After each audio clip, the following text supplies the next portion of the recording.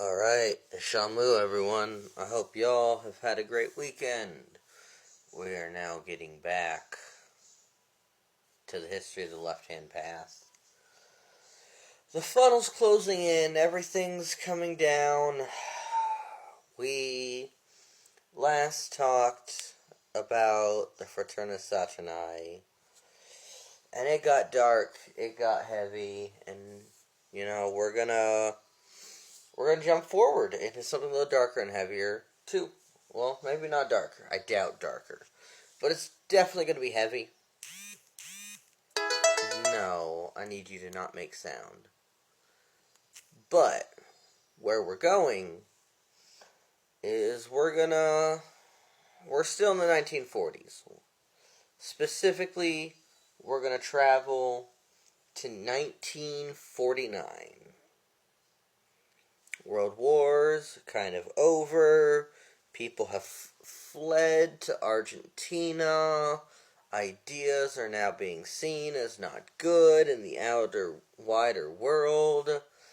And a lot of political upheaval is occurring, which is where we find ourselves. It's probably a three-parter, because there's a lot to cover here, because we travel to Italy in 1949. And our next stop in the left-hand path is Evola. That's where we're at. Evola in 1949. We're just going to rip through this. He releases the Yoga of Power, the Dark Side of Yoga, and where he makes Arthur Avalon roll in his grave with everything I'm about to say. He reads Vamamarga quite literally as the path of the left hand. So we're back to this, the same way Blavatsky did this, but Evola is narrowing in. So, he doesn't necessarily treat it as black magic, as Crowley and Fortune and Avalon discuss. He hones this in a new framework that still can be seen today in the left-hand path practices, where he frames it as a very difficult and elite discipline that is suited to the conditions of Kali Yuga. He tries to anchor this in Hindu theism with the idea of the right hand under Brahma and Vishnu and the left hand under Shiva. He repeatedly cites on this different tantric sources, pulling from Avalon's book and dismembering it into a new Frankenstein thing, as well as the Kularnava Tantra. In Evola's telling of this, the left-hand Vira is a bold operator who uses passion, peril, and transgressive rites as fuel for what they do. Where we've discussed the idea of bhakti and breaking the ego for the divine, Evola sits here and says in no uncertain terms that the goal of the left-hand path is not that. It is self-mastery.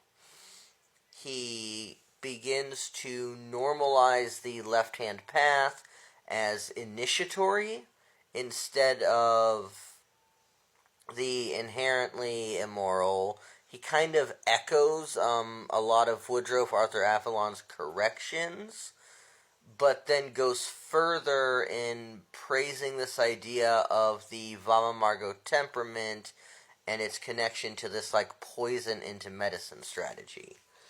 What he does is in the Yoga of Power, he sets forward this theory of self-sovereignty, that the adept does not submit to a higher agency as much as they crystallize an unshakable, lucid will through this controlled confrontation with taboo energies.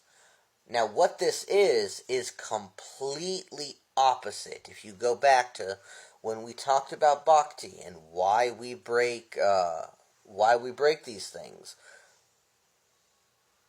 we break them in service of the divine. Evola now says we break them to make an unshakable will, and that we do by confronting these taboo things. So this entire idea of bhakti is now removed, and something new is put on. And this is an emphasis that's going to feed downstream in a lot of left-hand path talk of self-deification. This is a cornerstone idea. If you can point to any cornerstone ideas in left-hand path, this is one of them. So what he does is he quotes the Katanava Tantra and lays out the Pasu, the Vira, and the Divya, and claims that the left-hand Viras are considered superior. Now, it's very important that you know his wording is considered superior. We will get to why. If you know Evola, you know where this is headed. But then he decides to state that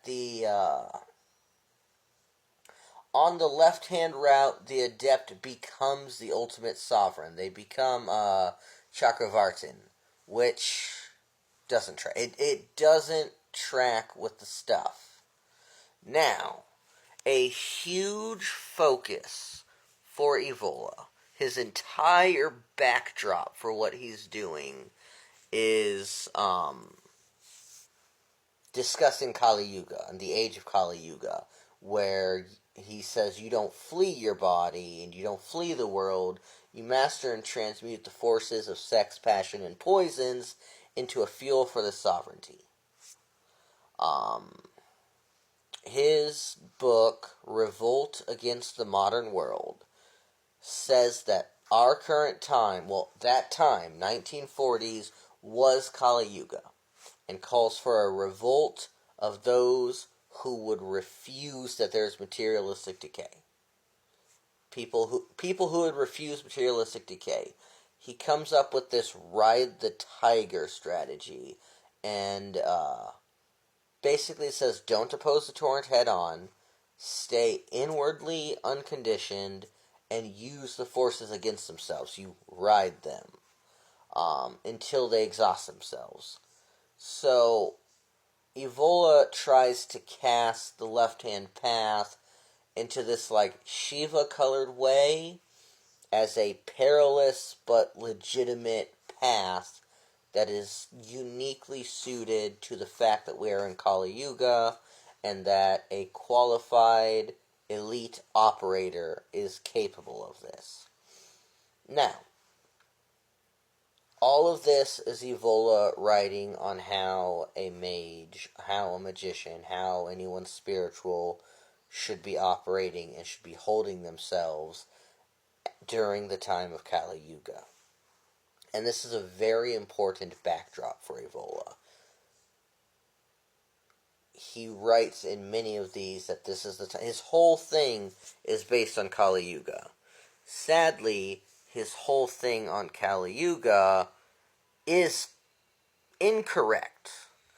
We're going to have to get into it in the next video